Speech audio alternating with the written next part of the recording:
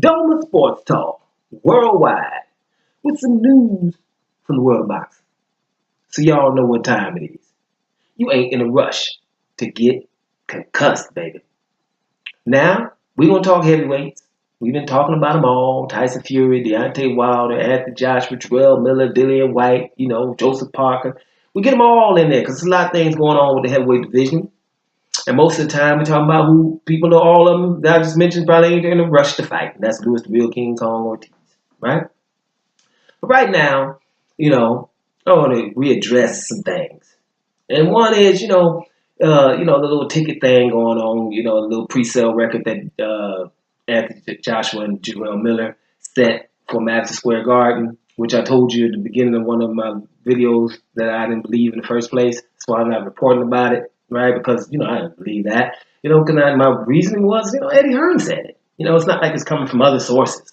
So, that's the promoter of those cats, right? That's like me believing some Bob Arum saying about a top-ranked fighter.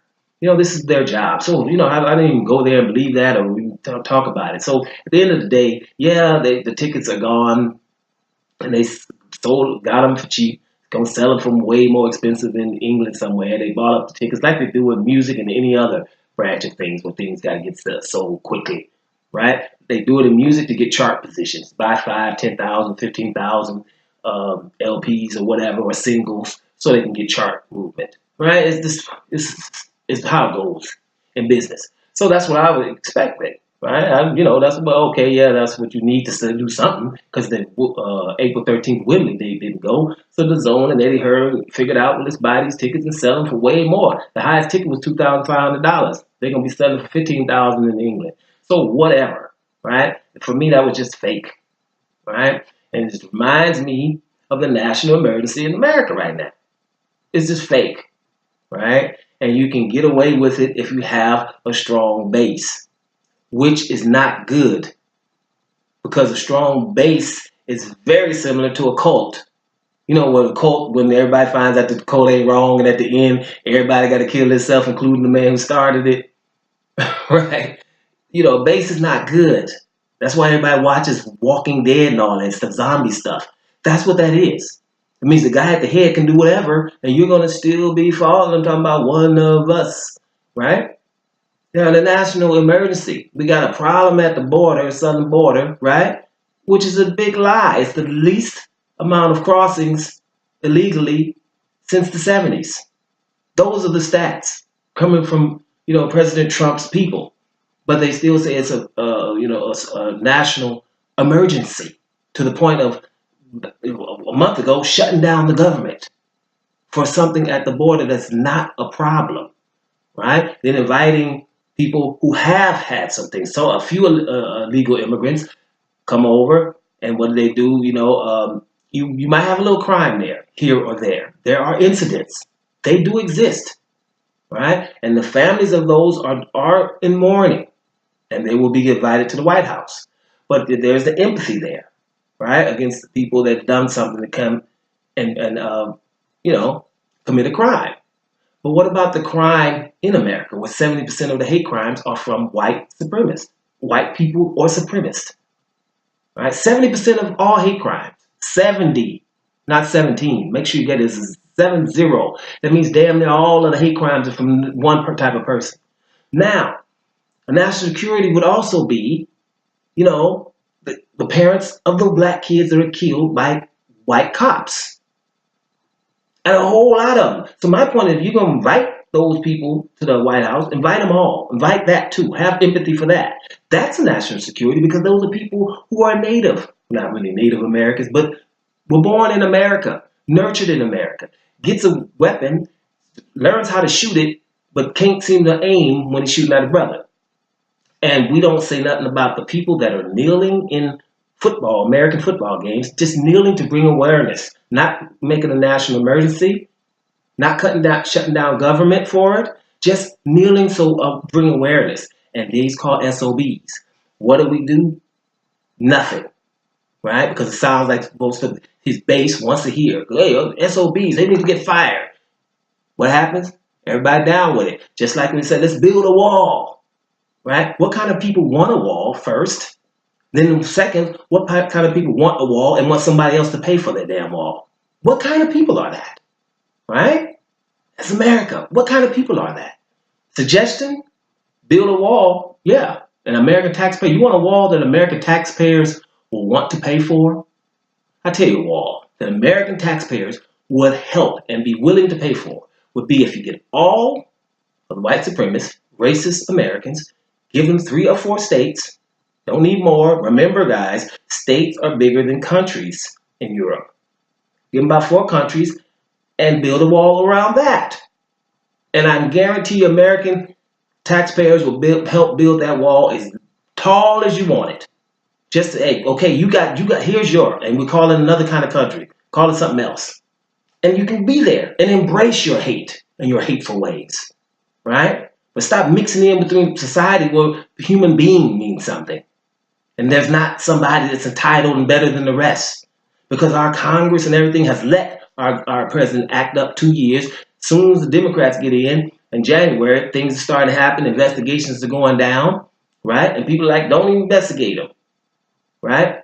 Not even afraid for our president's welfare if you think about it, right? If you don't believe that your president has colluded with Russians, if you don't believe that, then you will be afraid for him because he's been surrounded by only criminals, people that people that work directly with him, family members, and directly with him are going to jail or on their way going to jail. All of them. And we haven't even gotten to all of them. I haven't got to the Secretary of Labor yet who let that guy go through for that child molestation ring that he had. We ain't got to him. I forgot his name. It's been so long. But these guys are coming too. There's a whole bunch of stuff going on. Nothing but criminals around our president. Not to mention the 30 or more that work in the White House that were ineligible to get security clearances.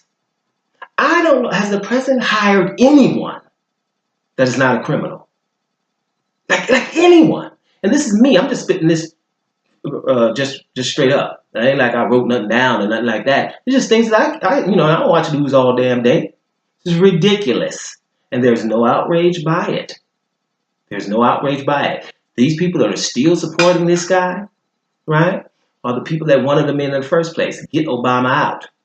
Is there anything's better than having a brother in the office? I don't care how good that brother is. I don't care how good our foreign policy is and what people think about America now. And that people love to see our president come out in droves to see our president just talk, get a glimpse of him. They love him, right? No, who cares about foreign policy? America first and only, what you need to say, right? So all of those things are going down. So when you see that, you're like, okay, well, base would do anything. So when I'm going back to boxing now, listen, if you're talking about numbers, why I ain't gonna do no video about no numbers that I saw that I know are fake, right? And I'm right again, when you know those kind of things, you're not gonna just jump on anything right away when you know those things, right? And then my point is numbers. When you're talking Anthony Joshua and Deontay Wilder, for example, and things like that, number that counted was 50 million. That's the most significant number. And I'm not going to come and talk about 13,000 people who bought a ticket, supposedly, which is probably not even true, bought a ticket, pre-sale ticket for a fight, right? When I know that the last fight that they can watch in the comfort of their home against a very formidable opponent in Alexander Povetkin, 17,000 Americans tuned into that.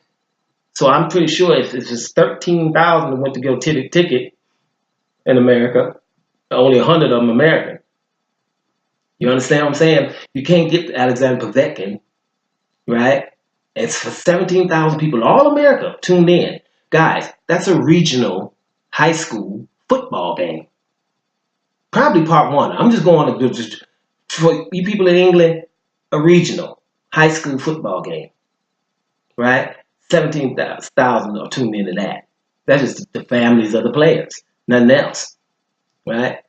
So the interest is ridiculous for a heavyweight champion of any sort of that. But boxing, heavyweight champion of the world, 17,000. There's not that much interest. So that would be a number, right? 2.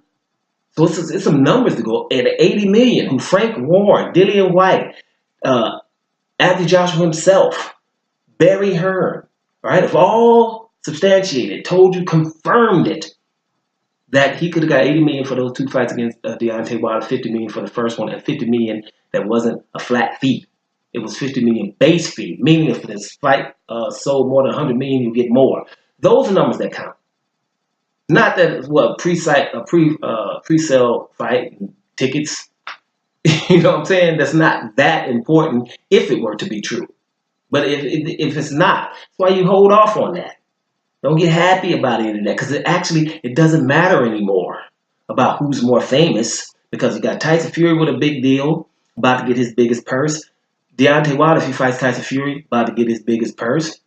Anthony Joshua fighting Jarrell Miller, getting his biggest purse. And it seems to all be around $30 million, somewhere around there. So all of these guys are rocking 8 figures now, which means when they do fight, to each his own now. Everybody is formidable. Everybody is famous enough to generate 30 million a pop. And that's good for everybody. So we might see these fights. Now, I just did a video about Tyson Fury signing a deal, which make the fights a little bit more complicated. But at the end of the day, I think they're going to have to fight each other now to make sure that they can recoup that 30 million. People are not paying people 30 million for them to fight nobodies. You guys can be guaranteed that, right? So at the end of the day, we're going to see some good fights. But yeah, 13,000 pre-sale wasn't interesting to me, right? Just as less as the national emergency that we got for nothing, right? And we got people that are looking the other direction, our Congress, for 2 years, for things like that. That is just ridiculous. But that shows you what a base will do. If you're following somebody blindly, religiously, but blindly, no matter what they do, then you're a zombie, basically. And you need to get up off of that tip. Don't Sports Talk Worldwide. And I'm out of here, y'all.